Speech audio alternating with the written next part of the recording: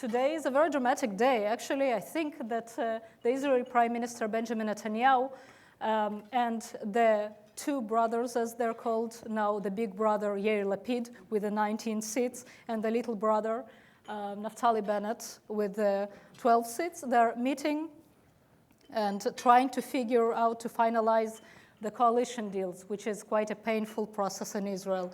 So maybe by tomorrow, finally, there will be an announcement of the new Israeli government. So, keep your breath. So before we start, I wanted to thank you for having me here. I actually admire this project for providing very, I think, nuanced explanations of a very complicated reality in Israel. And as an Israeli, I think that's an approach that we need to see from America, because while speaking in various American campuses and Jewish communities, for example, sometimes I hear weird questions such as, can you provide us a list of most pro-Israeli news organizations, so we'll read only this? Or why do you say critical things about Israel? Don't we have enough critics? Can't you just give only positive view? I say, no, because Israelis themselves have vigorous debates about issues in their countries, and I think that's how we want our supporters to speak. We want them to understand the issues, and we want them, to be honest, to be honest with us. So we've all heard pretty much, I think, 1,000 times what a tough neighborhood Israel is in. I think the favorite joke of the defense minister, the exiting defense minister of Israel, Ehud Barak, is, we'd love to have Canadians for our neighbors.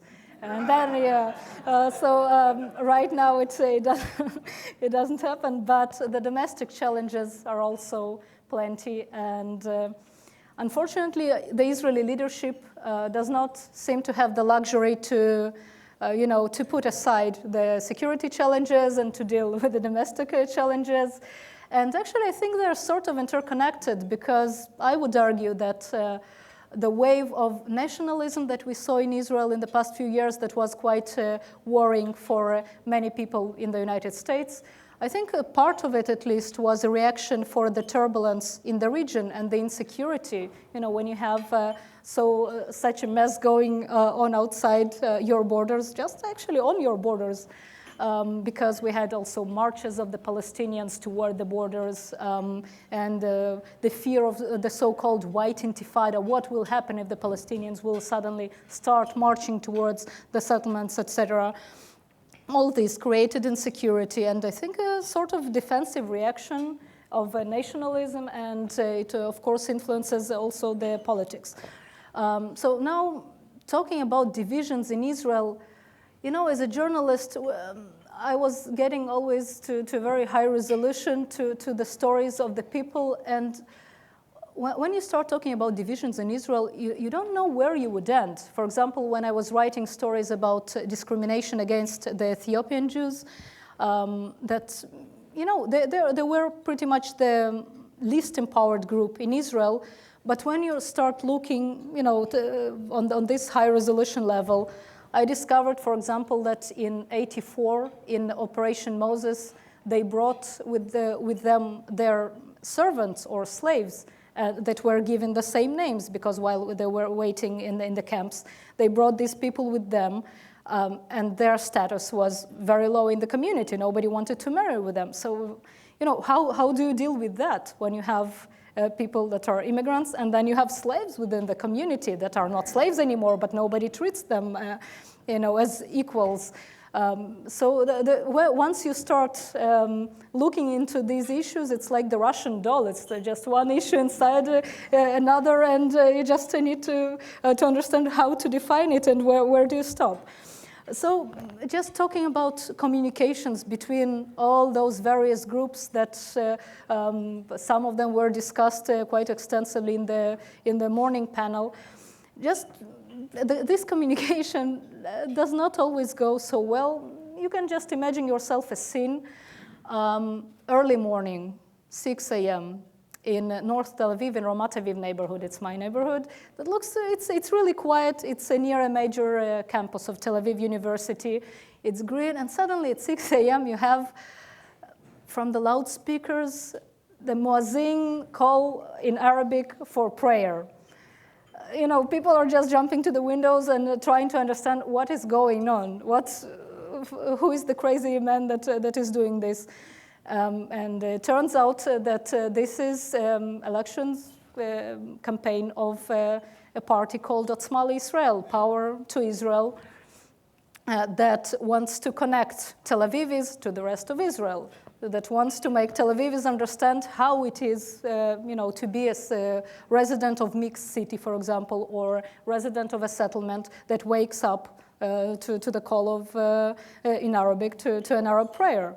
To a Muslim prayer. And Tel Avivis didn't appreciate this attempt to connect them, to the reality. They started yelling and saying, "You're crazy," calling the police, et cetera, et cetera. So this was one attempt of a dialogue. That's just one tiny example how lame it can be.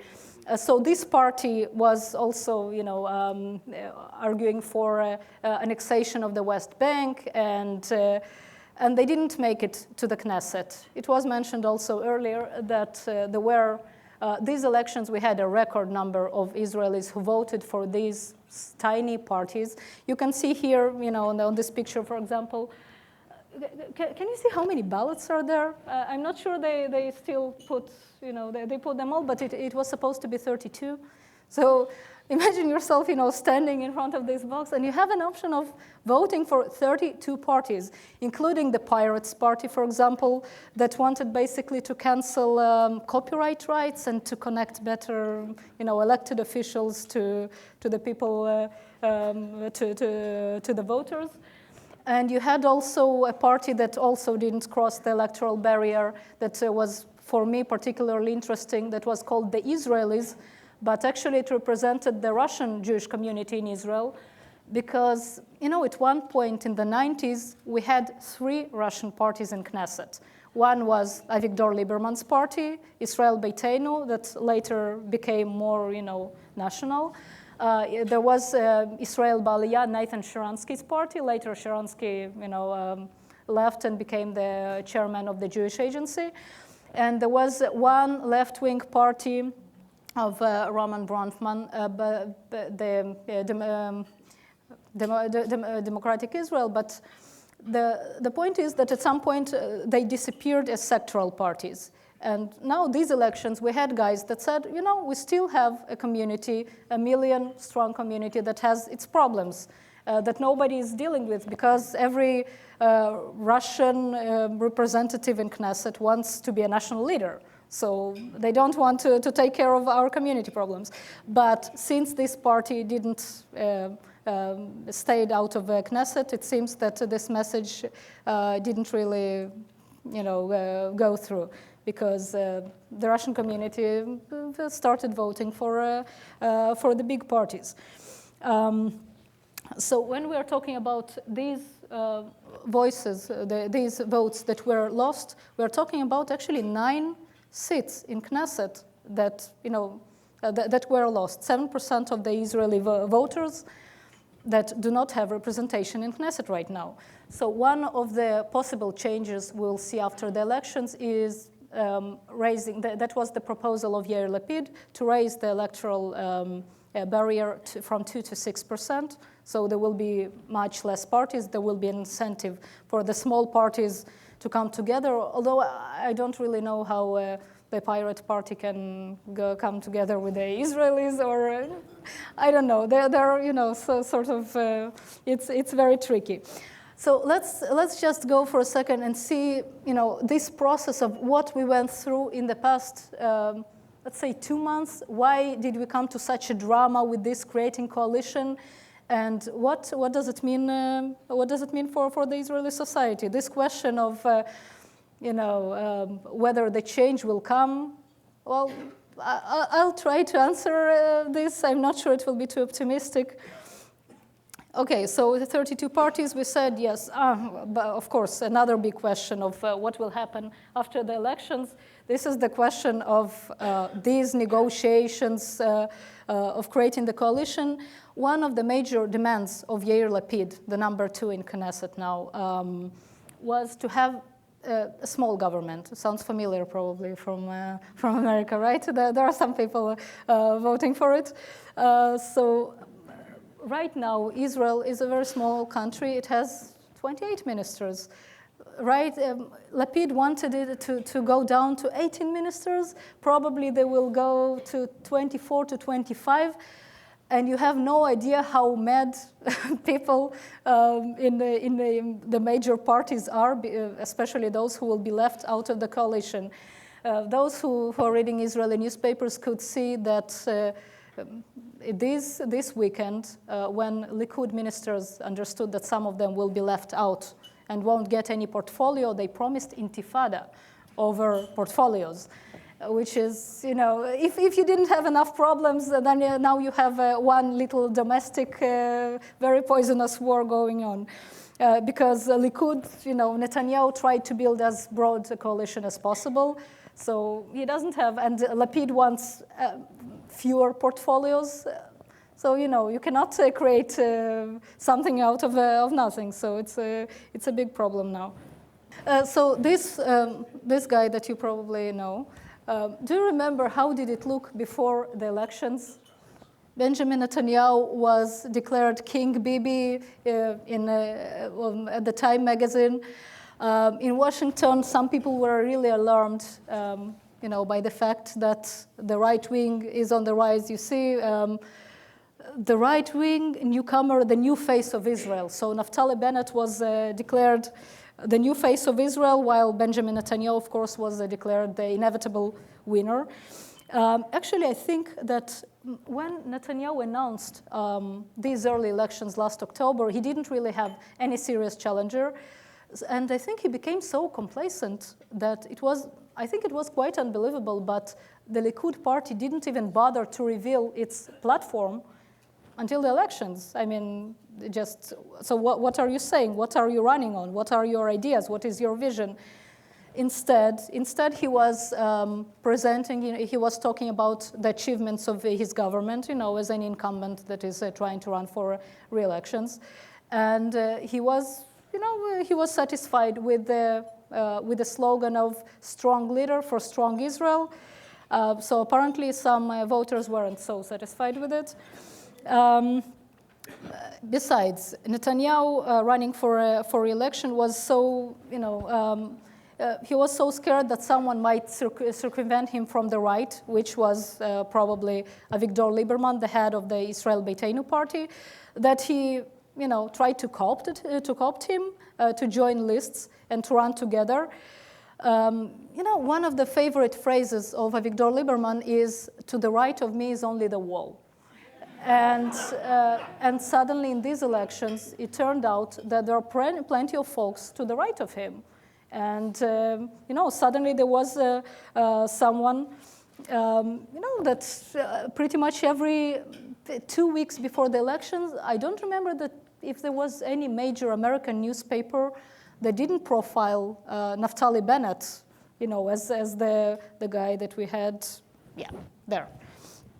As the head of the coalition. But Netanyahu made a mistake, because this list that they had projections of up to 45 seats together, and then they went down to 31. So Netanyahu basically lost a quarter of his power. I mean, 2 more seats lost, and he might not be even able to create a coalition. So it was obviously a mistake. Some people are, blaming Arthur Finkelstein, which is an American strategist, that it was basically his idea. But I think there are a couple of other good reasons why Netanyahu got out of these elections weekend. The most, I think, fascinating about these elections was the fact how messy they were and how difficult it was to understand who are the players. Because some politicians were abandoning their parties, new lists were created. when you looked at the polls in Israeli newspapers, sometimes you could see kind of amazing list of names of the major parties, like mashup of names of the parties and the names of politicians, because nobody were familiar with their parties. So it could go like something like Likud, Labor, Meretz, Lapid, Bennett, Livni, because nobody knew what is like this Hatnua of Tzipi Livni that was created only, in a couple of weeks. So nobody still, learned yet this thing. But still Israeli media and Israelis, Israeli media, as pretty much every Western media, was addicted to polls. So everybody followed this pattern of course, Netanyahu is going to win, the right wing is going to win. The question is only how big this right-wing government will be. Oh boy, how could America cast a veto for Israel with the extreme right-wing government? I must confess that I was part of this, running with the stream, because on the night of the elections, I called to the headquarters of Bennett asking, so how you're going to explain to Americans your positions on the settlements, and then they called me an hour later and said, are you still, when the results were in already, and he got by then 11 seats, later it went up to 12, and said, do you still want this reaction? So no, it's okay, Lapid, now I'm calling Lapid. So the Israeli voters, you can say a lot of things about Israelis. Some American friends of mine are saying that this country just drives them crazy because they're kind of vacillating between admiration, to its achievements, etc., to total apocalyptic doom of like, what are you doing? How can we understand what is going on there? So anyway, but Israelis will never fail to surprise you. And they went to vote and proved that everybody was wrong, especially the pollsters. And even I was a bit happy that it happened this way. Because it's very boring when you don't have headlines the day after the election. So this time we had headlines. So right-wing parties got 61 seats, center-left and Arabs 59. And of course, the biggest surprise of these elections, instead of Naftali Bennett, was Yair Lapid, former colleague of mine from Channel 2. You cannot say this guy popped out, of nowhere, because he's a brand. I mean, he's a very famous guy in Israel. He was called, what was he called in America? The Israeli Oprah Winfrey? So yeah, and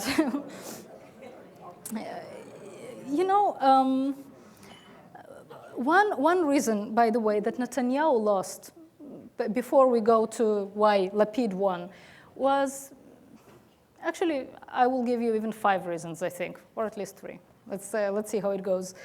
So the first one, a couple of weeks before the elections, 2 weeks or something like this. Do you remember, Arya? The economic report was published, and suddenly the projection of deficit was much bigger than anybody expected, which means that cuts and tax hikes are expected, and economy is Netanyahu's baby. I mean, it's his favorite subject. He was always very proud that he kept Israel, even during the recession's time, stable and kind of profitable. And suddenly, the deficit is big, everything is pessimistic. The second reason, the operation in Gaza, it didn't bring, any clear outcome. It wasn't a victory. It was, suddenly this slogan of strong leader for strong Israel with this unclear outcome, especially when Bennett, is saying, yeah, let's root out Hamas. Why didn't you get into Gaza? Like, why didn't you send actually soldiers there to get rid of the Hamas rule? Suddenly there was someone that at least was talking stronger than Netanyahu. So this was the second reason.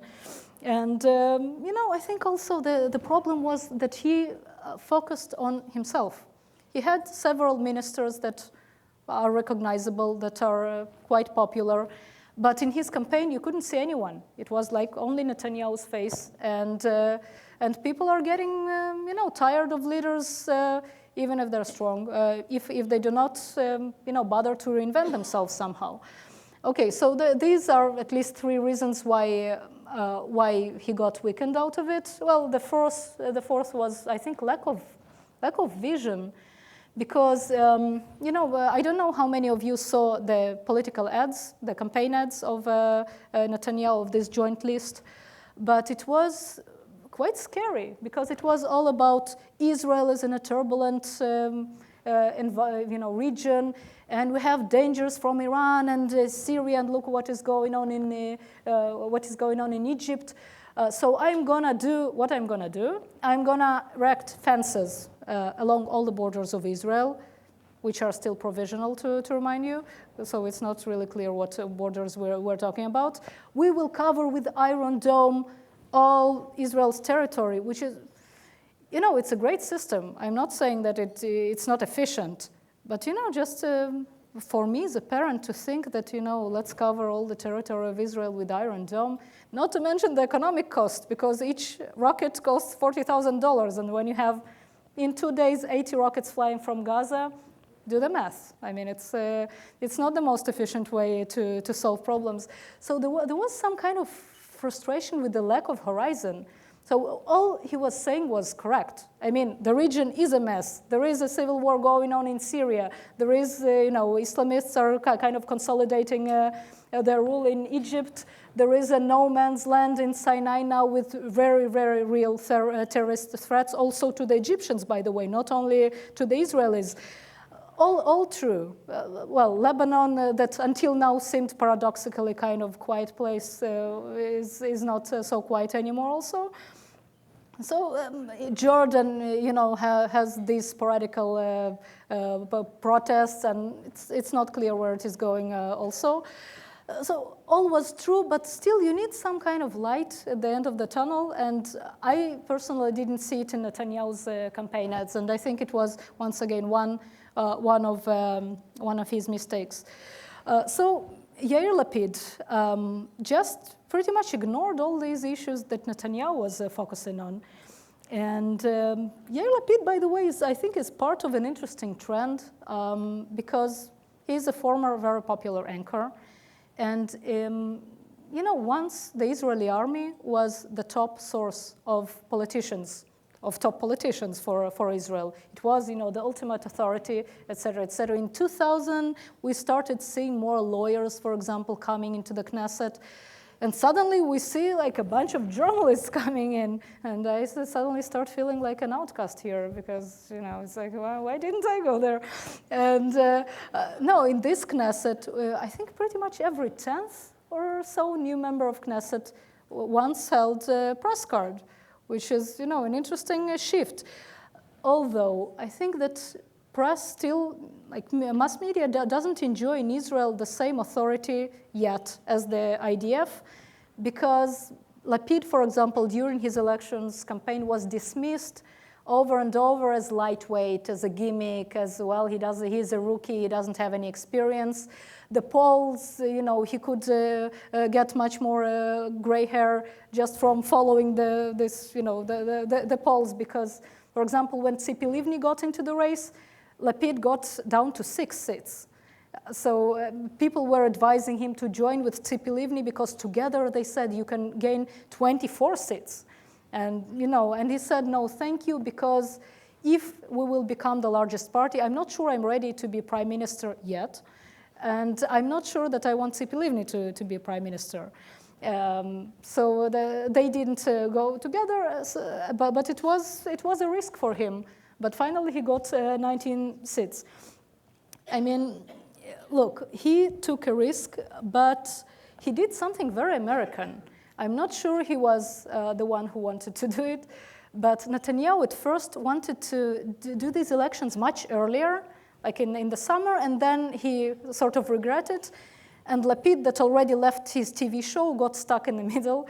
So, he was expecting to start working on the elections, and there were no elections. So what did he do? He started barnstorming, like the politicians do in America, meeting with activists, doing all kinds of gatherings.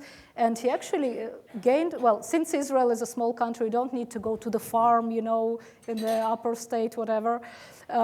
You could cover Israel pretty much in one day. So he did it for several months, and he gained himself thousands of very enthusiastic supporters that were working on his behalf. So it was a very American campaign, also in a sense of texting, all kinds of new technologies. So it was a big advantage of his. And then he told Israelis something that the middle class was, wanted to hear desperately. He said, do you feel stuck? Do you feel that, that you're working hard and feel that you cannot make ends meet? Do you feel that although Israel is sort of number one in number of patents per capita in the world, how come we are number, 42 in math and sciences and school exams?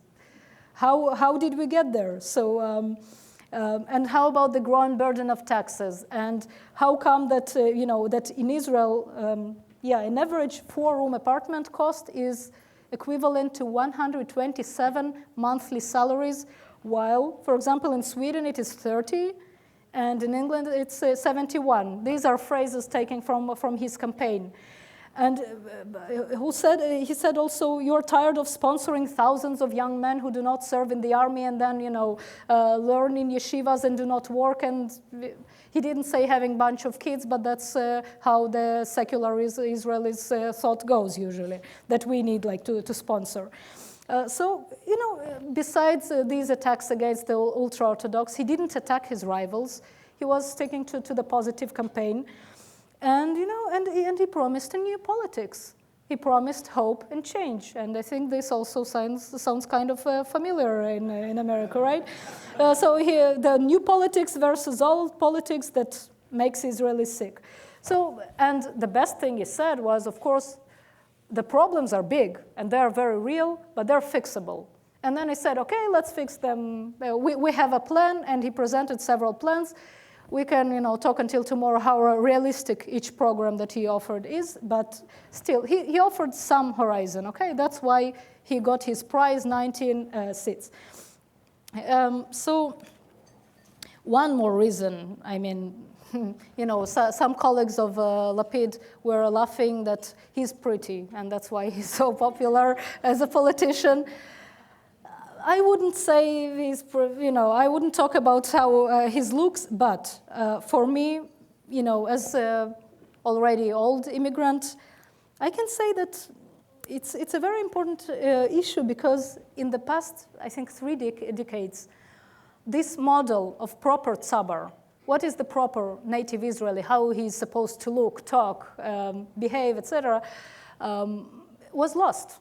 Because this temperature of the melting pot went down, it kind of cooled. Today, even, for example, the Ethiopian immigrants do not feel compelled to change their names to the Israeli one. So many of them actually leave their old name, and I think it's an indicator of this, melting pot and this pressure to become a proper Israeli. It diminished. It's not there anymore. And with all this, Yair Lapid became kind of symbol of this proper Israeli. That he is kind of, maybe a bit superficial, but witty, and very cool, and very straightforward, and liberal, and pragmatic. So he was a kind of guy that was Israeli. And it was very funny that in his talk show, one of his favorite questions was to ask his guests was, what is Israeli for you?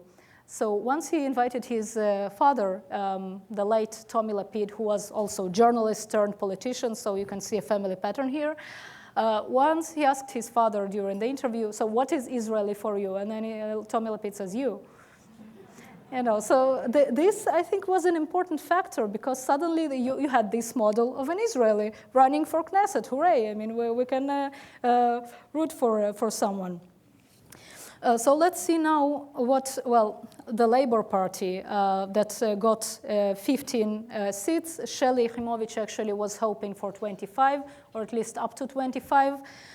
I think she made one crucial mistake with focusing only on social issues and trying to capitalize on those tent city protests, because traditionally labor, I know that this time of the big parties passed. It's non-existent for 3 election cycles already. We had already other parties taking over. So this Likud and Labor rivalry, it's not relevant anymore, but still, Labor traditionally had an historical role to provide this alternative to Likud in terms of the Palestinian-Israeli conflict, and it was just totally not there. So maybe she figured out that Israelis are not interested in this issue anymore, but I believe that there were some traditional labor voters who were looking for it and didn't find it there. So right now, she will probably become the opposition leader, although Netanyahu was trying to court her also. Why? Why would right-wing Netanyahu that went together with Lieberman court the left wing? Well, first of all, Netanyahu, I think, feels very uncomfortable with those 2 rookies, Lapid and Naftali Bennett, because they do not, deny they want to become, they want the leadership. At least Lapid wants to become the next prime minister. If Netanyahu has him in his government, either he kind of drowns him if he will become accomplice to failures, or he will become the next prime minister. Netanyahu won't have this print on the history that he was seeking. So Naftali Bennett is actually a very, very interesting story.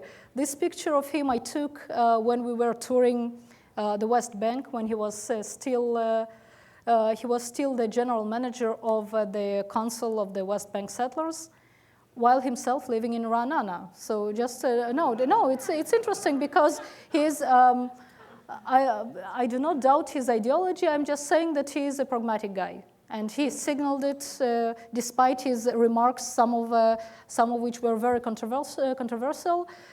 He's a pragmatic guy. He signaled it a couple of times. That's why I think he formed this interesting pact with Yair Lapid. Basically, those 2 that got together 31 seats. 2 rookies with 2, basically you can call it new parties, even in case of Bennett, got 31 seats in Knesset. They got enormous power, and then they told Netanyahu, you're taking us together, or you don't have a coalition. So suddenly, and we are talking about a guy who is representing national religious movement, and we have a guy who is as secular as he could be. And they found a common ground, on drafting ultra-Orthodoxes, improving the financial situation of Israel, changing the governance system. So you see, he can do it, although I think many voters of his were attracted to something else. They were attracted to his unapologetic stand for Israel. We do not apologize for Israel. He was calling everybody brothers and sisters. And he was still playing on these sentiments of Israeli love for the army, or at least respect for the army, because he was stressing his combat experience. You could see campaign ads of his wearing a suit, and then the camera goes down and sees shoes that are combat soldiers' shoes. And then, it's clear that he is wearing a suit, but he's still the commander. Okay, so this was an interesting story. Now, where did Kadima go? The party that surprised first with 29 seats, then went down to 28, but it's still a lot. It got 2, which is the minimal number that you can still remain in Knesset. So there is a chance, I think, that they will merge at some point with the Yesh Atid. It's a speculation, but still, it's just to see what can happen to big parties that emerge out of the blue, and we'll talk about it a bit later. Tzipi Livni, that promised to reach an agreement with the Palestinians. Her Hatnuah, the movement party, got 6 seats. But she was the first one that agreed to join the coalition of Netanyahu when he was in desperate need to show that the talks on these negotiations over coalition are not stuck. So he presented her as the future, pretty much, Minister of Justice, and well, we called it a peace minister because he said that she will be responsible for negotiations with the Palestinians, which is interesting because during the elections, Netanyahu's, those close to him said she will never get close to talks with the Palestinians because she acted so irresponsibly when Olmert was prime minister. She promised them too much, she will never get there, and then Netanyahu comes and gives her this. So, it's interesting how it goes. This was Netanyahu asking for extension of time given to him to make this coalition. Now we are on March 20th. President Obama is supposed to come to Israel. There were some speculations that he might even cancel his visit if the coalition won't be ready, because it's although the time that was given to Netanyahu was until March 15th. So maybe tomorrow we will finally have this coalition. How long it will hold, I'm not sure, because Shas party, the ultra-Orthodox that are left out this time, well, their Minister of Interior already said that this, I'm giving to this government, new government, 2 years tops. So, already we're hearing voices. And just to mention the fact that in all years of Israel, we had, I think, only 2 governments that actually had full 4 years term. Even Netanyahu, that came very close, didn't close these 4 years. So it's interesting. Now, talking about change and talking about fulfilling these promises, let's ask what could go wrong and what could go right, maybe.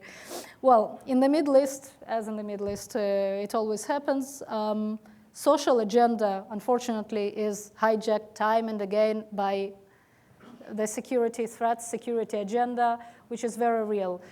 Do you remember what was the timeline, the deadline, the red line that Netanyahu presented at the United Nations? Well, the deadline for the Iran to cross this nuclear threshold was this spring, or the latest this summer. Well, in the past we had these red lines postponed over and over, but it's still there. I mean, it's still there, and some analysts even argued that basically these elections should have been a referendum on a nuclear, on a strike against Iranian nuclear sites, and this topic was basically not there. But now it's there. Now that President Obama will come. Now that they say that as the skies got clear and the attack is possible with all the technical reasons, suddenly the talk reappears on the strike against Iran. So, for example, this could happen. Suddenly, strike against Iran. No social changes. Suddenly, it becomes very irrelevant. The same if something is happening with Syria. We had, I think 2 or 3 days ago, we had some Syrian combatants there saying that, well, we'll retake the Golan Heights with force from Israel. Assad regime falls, they start different factions there, start war over territory and power. How it will influence Israel? I suspect not necessarily positively, because the strongest group and the loudest groups there now are not necessarily Zionists, okay? So I wouldn't count on it. Well, another big issue, the biggest elephant in the room that was absent in these elections from the elections agenda, were the Palestinians and the possibility of the third intifada. I mean, I know it already sounds like sort of bad Middle Eastern sequel. Like, is it that inevitable that it will be like first, second, third intifada?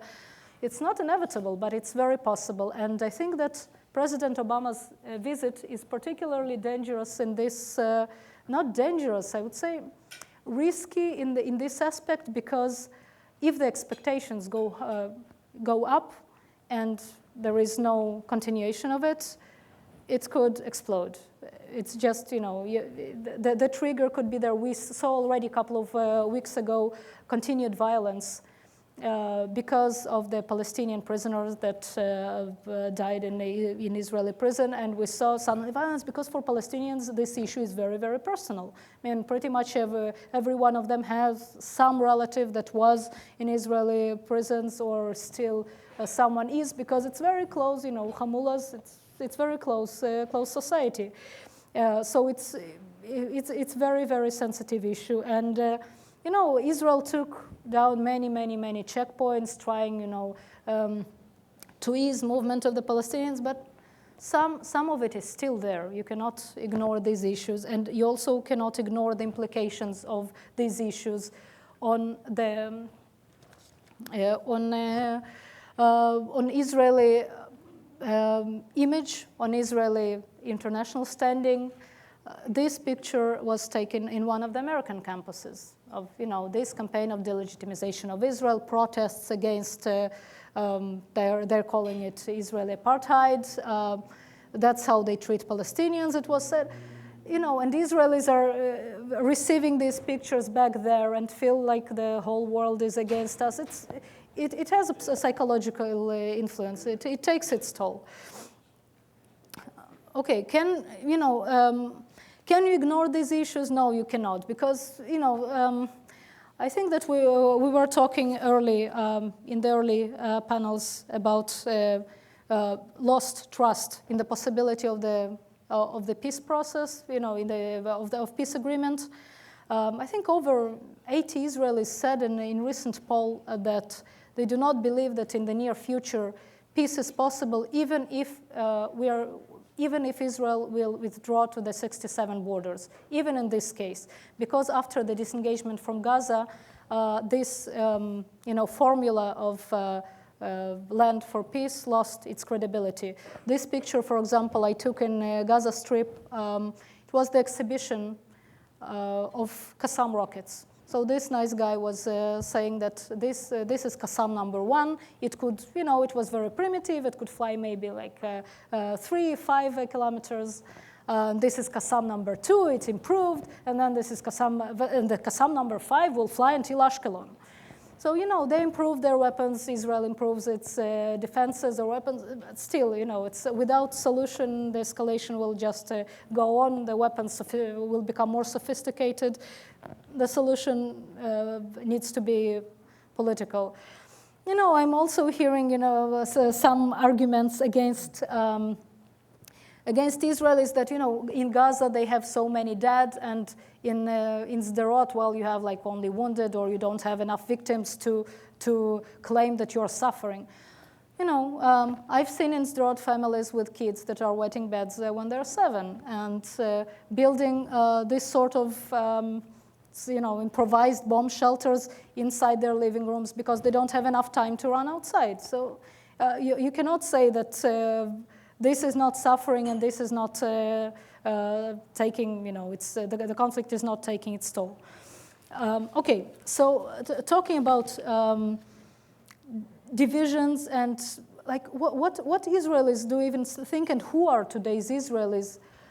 There are just so many groups with such different interests that I do not think that one government's decision will make them suddenly work together again. It's a lengthy process, but you should remember that there are always, talking about this nuanced approach, there are always two different pictures that sometimes we don't see the second picture in the media.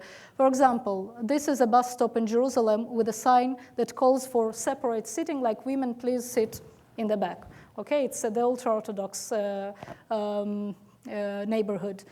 On the other hand, this picture I took at the Golan Heights, you see with a soldier that was part of the operation, that was part of the war, and he was there, he was in the army, he was, you know, comrade as any other. So it is possible. Will this plan, for example, of drafting ultra-Orthodoxes work? It's very complicated because he will probably be modified. Probably they will be drafted instead of 18 at at the age of 22 when they already have kids. Some people are saying it's craziness because it's an economic burden on the Israeli society, so it's kind of nonsense, and that 2,000 of them each year will be exempt from serving in the army anyway. So the question is, how does it work? And even if you bring them into the army, will they change the character of the Israeli army? Because, for example, they need glad kosher food.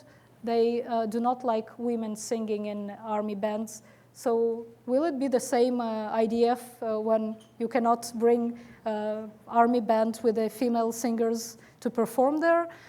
I'm not sure. So you see, this is complicated because once you absorb them, once you take them in, you also change, right? So this institution will have to think how to deal with it. But it doesn't mean that it's not possible. For example, recently we see more and more Orthodox, ultra-Orthodox women going to work because they want to provide for their husbands better and getting education, higher and higher education, getting a BA, MA to work efficiently. What is really clear is that Israel cannot afford itself educational system, I think, for ultra-Orthodoxes that do not teach math and English and sciences. I think it's impossible, and it will be a big clash between Yair Lapid, that his party wants education portfolio, and the ultra-Orthodox society. Some of their leaders, by the way, are saying total no to the army draft. They're saying it will be a disaster, put us all in jail. This will be, not impossible also. So there will be some sort of compromise. There will be change. It will be much slower than anything promised during the elections campaign, of course. Talking about, another group, settlers. You could see, again, two pictures that I took in summer 2005, disengagement from Gaza. These are Jewish kids, burning tires, etc., protesting the evacuation. And this is a family of settlers crying with soldiers. So you see two faces, violence and compassion and pain. And there is a tendency now in secular Israel to demonize, I think, settlers. I think they started behaving at some aspects as kind of government outside the government, because recently we had their delegation going to Europe and convincing dozens of diplomats to come to visit the West Bank to see the dairies and wineries and the beautiful West Bank and the companies that Palestinians are working at. So they're saying that the foreign ministry of Israel didn't represent them correctly, so they need representation, sort of foreign ministry of their own. So they're doing this job like circumventing this story. Another group, Russian Jewish community in Israel, about 400,000 people are not Jewish by halacha. It means that you know what is the reality of mixed families living in diaspora, right? Especially living under communist rule when you didn't really practice religion. So there is a high percentage of mixed families. Your last name could be Rabinowitz, but your mother could be a perfect Russian. And then you are not Jewish by halacha, and then you cannot marry in Israel. And then we had, I think Shas, maybe Lapid owes some of his seats to this single Shas ad. Maybe some of you saw it. It was a TV ad that was taken off air after one day only. It was, I think, outrageous because it showed tall blonde bride speaking with heavy Russian accent named Marina Ivanov. And Mizrahi-looking groom that is asking her, they're under chuppah and everybody's dancing and happy. And he's asking, why do you have fax here? And she said, Israel Beiteinu sent it. Israel Beiteinu, like with a heavy Russian accent. And he says, why? Well, to receive a conversion certificate. Why conversion certificate? Aren't you Jewish? And she gets the paper out of the fax that says like Jewish and the certificate of conversions, and says now I am. And then Shas says, we need to keep the tradition against those guys that are trying to make conversion to Judaism too easy. This ad made people so angry that I think many, at least of the Russians in Israel, just want to vote for Yair Lapid's secular party because of this, which wasn't a very smart strategy. Okay, another group. I promise we're almost at the end, but I didn't invent these rifts, so I'm just trying to describe.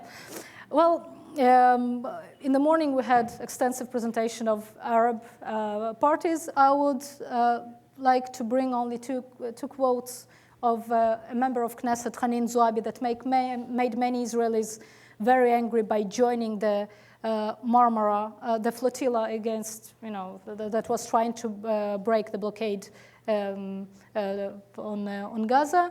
So she joined it. She was trying to be sort of impeached, kicked out. Finally, the Supreme Court allowed her to run for elections anyway. So she's quite extreme for Israelis. They do not really know how to deal with it, because she says basically that Israel has no right to live in security while it is an occupier, and she's very, very tough and saying things in Knesset that many Israelis do not want to hear. But there is another woman, also sort of former colleague of mine. I was the first Russian-speaking anchor, Russian accented, whatever, anchor of the Israeli TV. She was the first Arab one that was broadcasting to the national audience, not to the Arab sector. So she wrote a couple of days ago on her Facebook page that she said that 4 attacks against Arab in 1 week. In Acre, protests against selling house to an Arab. I don't even know where from should I start to express the frustration and the pain I feel. The hits I took as the only Arab girl in the elementary school hurt less. Kids also bother the fat girl and the boy with spectacles and braces. But here today in 2013, grown-up people, what did I miss? How can the light to the Gentiles be so dark? And we're talking about actress, TV personality, and she's her Hebrew doesn't have any accent. I mean, it's perfect, okay? So she's perfectly assimilated, and she still feels that the message that Israeli society sends to these 20% of its citizens is of rejection. And so we spoke already that Arabs could get 21 seats in Knesset if they voted more. Now they have 13. But still, I mean, many of them talking about how Arab parties are not there in the same polls in the newspapers. Many times you saw lists of the parties, like Jewish parties, and then Arab parties, although these 3 parties have very different agendas. So just Arab parties and the total number of what did they get. There is also a group on the margins of the Israeli society that doesn't get to vote. The foreign workers. They're kids that were born in Israel. Some of them actually, are born to parents that came from different countries. So if you kick them out of Israel, where do they go? One like to Guatemala and one to Sudan. What do you do with them? What do you do with kids that are sick, for example? So these people do not have the right to vote, but they constantly test the sense of Israeli identity, compassion, who is in, who is out, the self-identification, who do we believe, what are we ready to be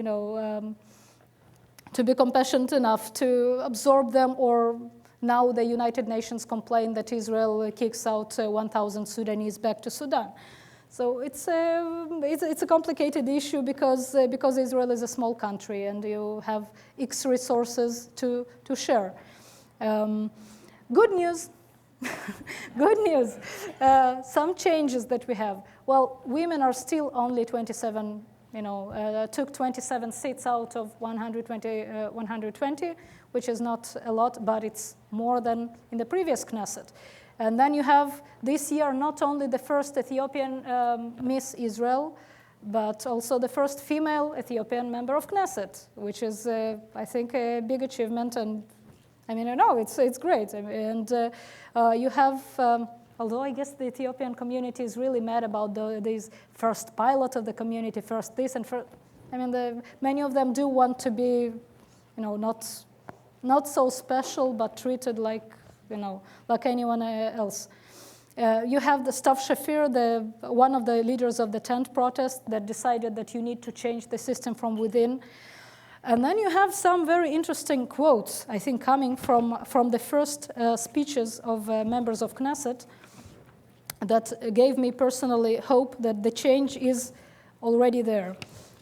So let me just, Dr. Ruth Calderon from Yesh Atid party, she stood actually on the podium at the Knesset and quoted Talmud.